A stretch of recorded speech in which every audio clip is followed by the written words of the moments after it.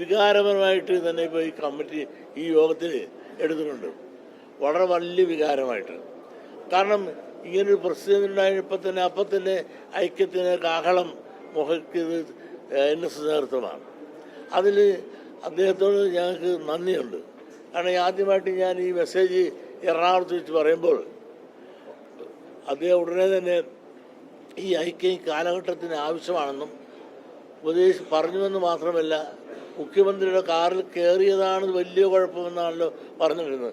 അതിന് ഒരു തെറ്റുമില്ല എന്ന് പറഞ്ഞുകൊണ്ട് എനിക്കും ഞങ്ങളുടെ സമുദായത്തിനും വലിയൊരു ആത്മബലം സുമാരൻ അദ്ദേഹം നൽകി എന്നുള്ളത് നന്ദിപൂർവ്വം ഞങ്ങൾക്ക് ഓർക്കാതിരിക്കാൻ നിവൃത്തിയില്ല.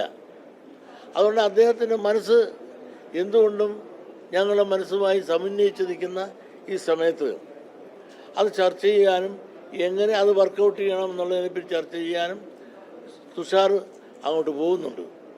ടൈം ഫിക്സ് ഇന്ന് തന്നെ വിളിച്ച് ചോദിച്ച് ടൈം ഫിക്സ് ചെയ്ത് ഇന്നെങ്കിൽ ഇന്ന് അല്ലെങ്കിൽ നാളെ.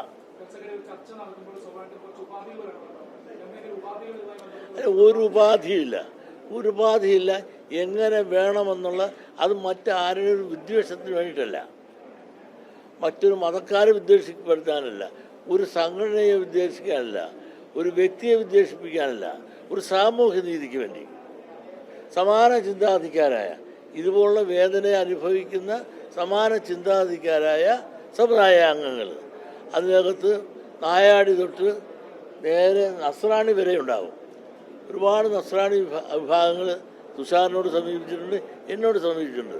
അവരെ ഒഴിവാക്കാൻ സാധിക്കില്ല.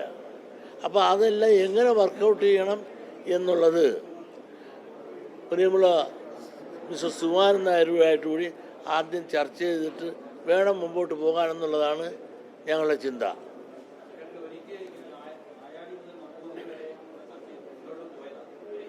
ചത്ത കൊച്ചിൻ്റെ യാഗം വായിക്കണോ ഞാൻ എൻ്റെ പൊന്നാശാനെ കുളത്തിൽ കലകാതെ ചത്ത കൊച്ച് നമ്മൾ ഓണ വണ്ടി കയറുക വണ്ടി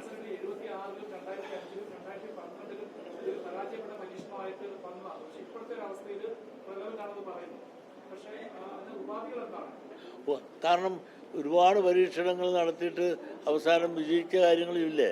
ആ തോറ്റ എന്തെല്ലാം കാര്യങ്ങൾ തെറ്റുപറ്റിയോ ആ തെറ്റുകളെല്ലാം തിരുത്തിക്കൊണ്ട് ഈ കാര്യക്ക് ഇനി പുതിയ ചർച്ച. കാരണം ഓരോരുത്തരുടെ ഐഡൻറ്റിറ്റി അതുപോലെ നിലനിർത്തിക്കൊണ്ട് തീർച്ചയായിട്ടും അവരുമായിട്ട് ആലോചിച്ച് ഇനി ഏത് തീരുമാനം ഉണ്ടാകും. ഇനി ഏതായാലും ഒരു കാര്യമുണ്ട്, SNDP NSS തമ്മിൽ കൊമ്പ് കോർക്കുന്ന ഒരു പ്രശ്നമേ ഇനി ഉണ്ടാകാൻ പോകുന്നില്ല.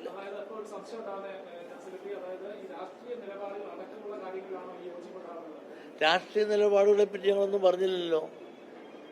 എന്തൊക്കെ കാര്യങ്ങൾ നിലപാടെടുക്കുമ്പോൾ ഒരു രാഷ്ട്രീയ നിലപാടെടുക്കാനല്ലല്ലോ ഞങ്ങൾ പോകുന്നത്. ഘട്ടം നിൽക്കുമ്പോൾ അല്ല, അതാ അവിടെ ചർച്ച ചെയ്യുമ്പോൾ ഏതെല്ലാം കാര്യത്തിൽ നിലപാടെടുക്കണമോ എന്നുള്ളതിനെപ്പറ്റി ചർച്ച ചെയ്യും. രാഷ്ട്രീയ നിലപാടെടുക്കേണ്ടി വന്നാൽ അതെടുക്കും.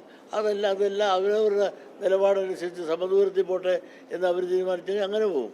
അതല്ലെങ്കിൽ ഓരോരുത്തർക്കും അവരവരുടേതായ ഇഷ്ടമനുസരിച്ച് രാഷ്ട്രീയ നിലപാടെടുക്കണമെന്ന് തീരുമാനിച്ചാൽ അങ്ങനെ പോകും.